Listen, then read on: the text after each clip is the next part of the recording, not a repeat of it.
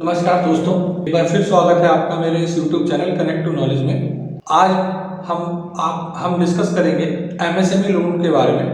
MSME loans होते क्या हैं, कैसे लिया जाता है, क्या क्या दिक्कत परेशानियां आती हैं, वो सारी चीज़ों के बारे में बात करेंगे। इससे पहले जो लास्ट वीडियो मैंने बनाई थी वो बिजनेस लोन को लेकर बनाई थी। आप लोगों ने बहुत बहुत प्यार दिया उसके ऊपर और बहुत सराहना किया। मैं आप लोगों से अनुरोध करूंगा, ये जो आप वीडियो देख रहे हैं MSME लोन की, इसको आप शुरू से लेकर अंत तक देखें। अगर आप शुरू से लेकर अंत तक नहीं देखेंगे तो आप लोगों की समझ में नहीं आएगा और ना ही आप किसी की मदद कर पाएंगे। तो मैं आप लोगों से यह भी कहूँगा कि अगर आप मेरी इस वीडियो को पूरा देखें तो आप ज़्यादा से ज़्यादा लोगों को शेयर करें, जिससे कि जितने भी बिजनेसमैन लोग हैं उनको इससे मदद मिल सके। और मेरी इस वीडियो को अगर आप देख रहे हैं तो like, share, comments and subscribe जरूर करें। और हाँ, बेल आइकन वाली घंटी पे जरूर क्लिक करें, जिससे कि मेरी आगे आने वाली जितनी भी वीडियोस हैं सारे नोटिफिकेशन आपको मिलते रहें कि मैं कौन कौन सी वीडियो डाल रहा हूँ। अगर किसी को और भी किसी टॉपिक पे वीडियो बनवानी है तो आप मेरे कमेंट बॉक्स में जाकर कमेंट लिख सकते हैं, तो मैं आपके जो भी कमेंट आएंगे उस पर मैं रिप्लाई जरूर करूँगा। चलिए आइए बात करते हैं हम MSME लोन। आज जो MSME लोन बेसिकली जो होते हैं वो बहुत तरीके के होते हैं। MSME लोन जैसे कि स्टार्टअप लोन होते हैं, आपके प्रोजेक्ट्स लोन होते हैं। बट आज जो हम MSME लोन के ऊपर बात करेंगे वो नॉर्मल एक बिजनेसमैन को जब अपने बिजनेस को बढ़ाने के लिए लोन की ज़रूरत पड़ती है, बैंक में करने जाता है, तो उसे लोन लेने में बड़ी सारी दिक्कत का सामना करना पड़ता है। उन सारी चीज़ों को डिस्कस करेंगे हम आज इस वीडियो के माध्यम से। तो मैं सारा प्रोसीजर आपको शुरू से लेकर अंत तक बताने जा रहा हूँ। तो मैं आप लोगों से यही कहना चाहूँगा कि आप इस वीडियो को पूरा देखें, तभी आपकी समझ में आ पाएगा। चलिए शुरू करते हैं हम कि MSME लोन क्या होते हैं, कैसे लिए जाते हैं और क्या क्या दिक्कत परेशानियाँ आती हैं, इसमें क्या क्या दिक्कत परेशानियाँ आती हैं। चलिए शुरू करते हैं। बेसिकली MSME लोन में हम 3-4 तरीके से अपने लोन को बैंक से बेसिकली MSME लोन जो होता है वो उसमें हम जो लोन मांगते हैं बैंक से वो 4 चीज़ों के लिए मांग सकते हैं। सबसे पहली चीज़ होती है वर्किंग कैपिटल, दूसरा होता है हमारा टर्म लोन, तीसरा होता है हमारा मशीनरी लोन और चौथा होता है हमारा construction, building construction loan. Building construction मतलब हम अपने कमर्शियल प्लेसेस को बनाने के लिए भी हम लोन उसमें ले सकते हैं। ये बेसिकली मैं बताता हूँ MSME लोन जो होता है यह एक तरीके का देखा जाए तो CC लिमिट की तरह होता है कि जितना हम यूज़ करेंगे हम उतने पे ही इंटरेस्ट देना पड़ेगा। और जैसे जैसे हम इसका इस्तेमाल करते चले जाएंगे वैसे वैसे हमारा जो है EMI बनती चली जाएंगी। और अगर हम इसमें EMI अगर ना भी दें तो इंटरेस्ट पार्ट भी दे सकते हैं। लेकिन मैं आप लोगों से यही कहूँगा कि इसमें आपको इंटरेस्ट पार्ट के साथ कुछ प्रिंसिपल भी जमा करते जाना चाहिए, जिसकी वजह से यह धीरे धीरे ख़त्म भी होता रहे। चलिए बात करते हैं इसकी डॉक्यूमेंटेशन की।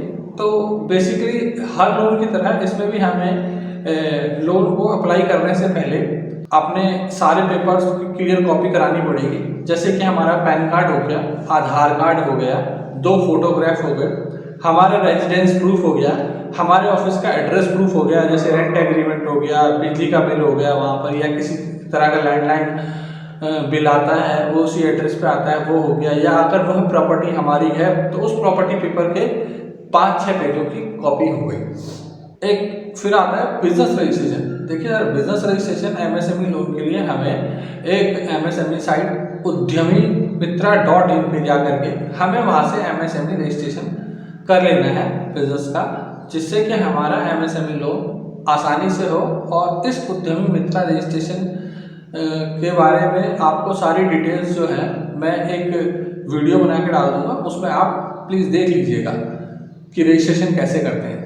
वो सर्टिफिकेट होने से हमारा जो लोन का इंटरेस्ट है वो थोड़ा सा कम हो जाता है। और 3 साल के फाइनेंशियल्स होने चाहिए हमारे पास, ITR में balance sheet, computation, loss and profit और टैक्स असेसमेंट होना चाहिए। 3 साल के ITR और 1 साल की प्रोजेक्टेड ITR भी होनी चाहिए हमारे पास। उसके बाद आता है हमारा कि हमें जो चाहिए होता है, अगर हमारा कोई लोन चल रहा है तो उसका स्टेटमेंट ऑफ अकाउंट और उसका लोन ट्रैक, दोनों चीज़ें हमारे को चाहिए। और अगर हमारा कोई क्रेडिट कार्ड वगैरह चल रहा है तो उसकी भी स्टेटमेंट हम साथ में लगा दें। और बहुत इंपॉर्टेंट चीज़ जो आती है, जब हम एमएसएमई लोन ले रहे होते हैं तो हमारे पास एक प्रोजेक्ट रिपोर्ट होती है। प्रोजेक्ट रिपोर्ट हमारे पास होनी बहुत कंपलसरी है, और प्रोजेक्ट रिपोर्ट में हमें बिल्कुल क्लियर बताना है कि हमने जो 3 सालों में जो बिज़नेस करा है वो हमने किस किस तरीके से करा है। जब मैंने इस बिज़नेस को स्टार्ट करा था तो मैंने कितना कैपिटल लगाया था इस बिज़नेस के अंदर, उसके बाद मैंने 1 साल के अंदर कितना बढ़ाया इस बिज़नेस को, फिर 2 साल में कैसे बढ़ाया, 3 साल में कैसे बढ़ाया, और अब मुझे इस बिज़नेस को बढ़ाने के लिए आपसे पैसा चाहिए, जिस पैसे को मैं इस बिज़नेस में लगाने के बाद कितना बढ़ा सकता हूँ। प्रोजेक्टेड बैलेंस शीट में वो दिखेगा आपके। तो प्रोजेक्ट रिपोर्ट जो होनी चाहिए वो एक अच्छे सीए से बनवाइएगा। अच्छे सीए से बनवाने के बाद उसको सारी प्रोजेक्ट रिपोर्ट जब वो बना दे तो सीए से आप एक बार कहिएगा कि वो आपको भी एक बार समझाए कि उस प्रोजेक्ट रिपोर्ट में उसने क्या लिखा है। जब वो सारी चीज़ें अगर आपको समझा देगा उस प्रोजेक्ट रिपोर्ट के बारे में, तो आपको लोन मिलने में आसानी होगी, क्योंकि जब आप पूरी फाइल तैयार कर लीजिएगा और बैंक के पास उस फाइल को ले जाकर प्रेजेंट करिएगा, तो मोस्टली गवर्नमेंट बैंक और प्राइवेट सेक्टर बैंक्स में देखा गया है कि जैसे ही आप फाइल देने जाते हैं तो आपकी जो पहली चीज़ होती है प्रोजेक्ट रिपोर्ट, जैसे ही वो बैंकर पढ़ता है और आपसे सवाल जवाब करता है कि हाँ सर बताइए आप क्या बिजनेस करते हैं और आप इस बिजनेस के बारे में कुछ बताइए, तो आप जो बोल रहे होते हैं और जो प्रोजेक्ट रिपोर्ट बोल रही होती है वो दोनों की बातें अलग अलग होती हैं। समझ रहे मेरी बात? वो चीज़ें अलग अलग नहीं होनी चाहिए। वो चीज़ें अगर अलग अलग होंगी तो आपका लोन पहले ही डिस्कशन में ख़त्म हो जाएगा, रिजेक्ट हो जाएगा। पहला सबसे बड़ा कारण ये है आपके लोन के रिजेक्ट होने का कि जो आपकी प्रोजेक्ट रिपोर्ट है उसके अकॉर्डिंगली जब आपसे सवाल पूछे जाते हैं तो आपको ये पता ही नहीं होता है कि आपके प्रोजेक्ट रिपोर्ट में सीए ने क्या लिखा है और आपके प्रोजेक्ट रिपोर्ट में क्या बताने की कोशिश करी गई है। इसीलिए मैं आप लोगों से बोल रहा हूँ कि जब भी प्रोजेक्ट रिपोर्ट बने तो उससे सीए को एक एक करके कहिएगा, ब्रीफ करके आपको बताए कि हाँ इस प्रोजेक्ट रिपोर्ट में आपने कहाँ पर क्या क्या चीज़ें लिखी हैं और क्या क्या चीज़ें आपने ऐड करी हैं, वो एक बार मुझे डिस्क्राइब करके बता दें, जिसकी वजह से आपके लोन को होने में आसानी होगी।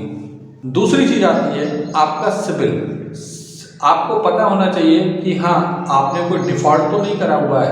अगर डिफ़ॉल्ट था तो क्यों था, उसका प्रॉपर कारण होना चाहिए आपके पास और सही कारण होना चाहिए। अगर सही कारण नहीं होगा आपके पास तो आपका एमएसएमई लोन नहीं हो पाएगा, कहीं से भी नहीं हो पाएगा। तीसरी चीज़ जो बहुत इंपॉर्टेंट चीज़ है, जब भी आप एमएसएमई लोन अप्लाई करें तो मैं आप लोगों को यही सलाह दूंगा कि आप एमएसएमई लोन ऑनलाइन अप्लाई करें। और ऑनलाइन कहाँ अप्लाई करें, तो ऑनलाइन अप्लाई करने के लिए आपकी एक साइट है uddamiMitra.in, यहाँ पर जाएं और अपने सारे पेपरों को स्कैन कर लें, सेल्फ अटेस्ट करके स्कैन करके और सबको पीडीएफ में बनाकर आप अपने सिस्टम पे लोड कर लें और uddamiMitra.in पे जाके आप उसको अप्लाई करें और उसमें जो नियर बाई बैंक दिखाएगा वहाँ पर जाकर आप उनसे बात करें। अगर आप ऑनलाइन अप्लाई करते हैं तो आप uddamiMitra.in से जाके अपने एप्लीकेशन स्टेटस को ट्रैक भी कर सकते हैं। और आजकल जो पेंडेमिक का समय चल रहा है, इस समय गवर्नमेंट बहुत सतर्क है इस एमएसएमई लोन को लेकर के। अगर आपको दिक्कतें आ रही हैं, अगर आपको कोई परेशानी आ रही है तो आप डायरेक्ट अगर बैंक ब्रांच में भी जाकर अपनी फाइल सबमिट करते हैं तो आपसे अनुरोध है कि आप अपनी फाइल की 2 कॉपियां कराएं और जिस भी बैंक में आप फाइल लगाने जाएं उस बैंक मैनेजर से आप कहें कि सर यह मैं एमएसएमई लोन के लिए अप्लाई करने आया हूं, आप मेरी यह फाइल ले लीजिए और मेरी फाइल को लॉगिन कर दीजिए। और अगर आपको किसी भी तरह की और भी किसी पेपर की ज़रूरत है तो आप मुझे बता दीजिएगा। अगर बैंक मैनेजर उसी समय अगर आपके लोन को 1 या 2 दिन में प्रोसेस कर देता है तो ठीक है, नहीं तो अगर वो कहता है कि आपका लोन जब आपने फाइल दी और जब आप 2 प्रतिलिपियाँ बनाएंगे अपनी फाइल की, तो एक फाइल जब उसे आप देंगे बैंक मैनेजर को या बैंक में किसी भी एग्जीक्यूटिव को, तो उससे वह रिसीविंग आप जरूर लें कि हाँ मैंने अपनी फाइल आपको एमएसएमई लोन के लिए दी है, जिससे कि आपके पास भी रिकॉर्ड होगा कि हाँ आपने उसे फाइल लॉगिन के लिए दी है। अगर कोई ऑनलाइन नहीं कर सकता है तो दूसरा तरीका ये है। अब बात आती है कि हमने फाइल लॉगिन कर दी, हमें ना स्टेटस नहीं पता चल रहा है, ऑनलाइन लॉगिन तो हो गई, हमें स्टेटस नहीं पता चल रहा है। तो मैंने आपसे कहा कि आप udyamimitra.in पे आप अपना स्टेटस भी देख सकते हैं। अगर फिर भी अगर कोई दिक्कत है, किसी ने ऑफलाइन अप्लाई कर रखा है और उसका स्टेटस उसके पास 48 घंटे या 72 घंटे के बाद नहीं आता है, तो जैसा कि मैंने आप लोगों को बताया कि जो भी आप फाइल अपने बना करके बैंक को देंगे तो आप उससे एक प्लेन पेपर पर रिसीविंग जरूर लें, या आपने जो दूसरी फाइल बनाई हुई है उसी के ऊपर एक रिसीविंग जरूर लें। उस रिसीविंग को ले आकर दोबारा बैंक से जाके बात करें कि सर मैंने अपनी एक फाइल लगाई थी, उसका क्या हुआ। अगर वो कहता है कि रिजेक्ट हो गया तो आप उससे कहें सर ठीक है, अगर रिजेक्ट हो गई तो कोई बात नहीं, एक तो आप मुझे कारण बता दीजिए, और अगर वो कहता है कि नहीं कोई कारण नहीं है, ऐसा है वैसा है, तो मैं आपसे यही कहूँगा कि आप बैंक मैनेजर को सबसे पहले ये बोलिए कि ठीक है सर आप कारण बता दीजिए, नहीं तो आप इस पेपर पे लिख कर दे दीजिए, नहीं तो आप मुझे वो कारण का लेटर दे दीजिए, क्योंकि बैंक को देना पड़ेगा। अगर बैंक नहीं देगा तो आप उससे कहिए ठीक है सर मैं आपका नाम बता दीजिए, मैं आपकी कंप्लेंट डाल देता हूँ, या मैं अपने लोन के लिए लिख करके डाल देता हूँ कि मैंने इस बैंक ब्रांच में इन ब्रांच मैनेजर साहब को अपनी लोन की एप्लीकेशन दी थी, उन्होंने मुझे बगैर कारण बताए हुए मेरा लोन रिजेक्ट कर दिया। जब आप इतनी बार बैंक मैनेजर या बैंक एग्जीक्यूटिव या बैंक ऑफिसर से बोलेंगे तो उस समय बैंक मैनेजर बैंक ऑफिसर चौंक जाएगा कि आपने ये क्या बात बोल दी। इसीलिए बैंक मैनेजर या बैंक ऑफिसर को आपके लोन के रिजेक्ट का कारण बताना ही पड़ेगा। लेकिन उस कारण को जानने से पहले, जैसा कि मैं आपको पहले बता चुका हूँ कि आपको अपने बिजनेस के बारे में सारी चीज़ें डीप नॉलेज होनी चाहिए। अगर आपको अपने बिजनेस के बारे में पूरी डीप नॉलेज है तभी आप लड़ पाएंगे। अगर पूरी चीज़ें आप सही से बता पाएंगे तभी आप इस समाधान पे पहुँच पाएंगे। तो मैंने जो चीज़ें बताई हैं आपको, आप उस सारी चीज़ों को ध्यान में रखिए। सारी चीज़ों को ध्यान में रखते हुए आप बैंक में लोन अप्लाई करिए, आपका एमएसएमई लोन निश्चित होगा। और अगर फिर भी कोई दिक्कत परेशानी आती है तो नीचे दिए गए कमेंट बॉक्स में आप मुझे मैसेज कर सकते हैं, मैं आपकी सहायता करूँगा जितनी हो सकती है उतनी। इस वीडियो को इस वीडियो को मैं यहीं समाप्त करता हूँ। धन्यवाद आपका। और मैं फिर आपसे यही कहना चाहूँगा कि मेरी इस वीडियो को अगर आप देख रहे हैं तो लाइक शेयर कमेंट और सब्सक्राइब करें, और बेल आइकन को दबाना ना भूलें। धन्यवाद।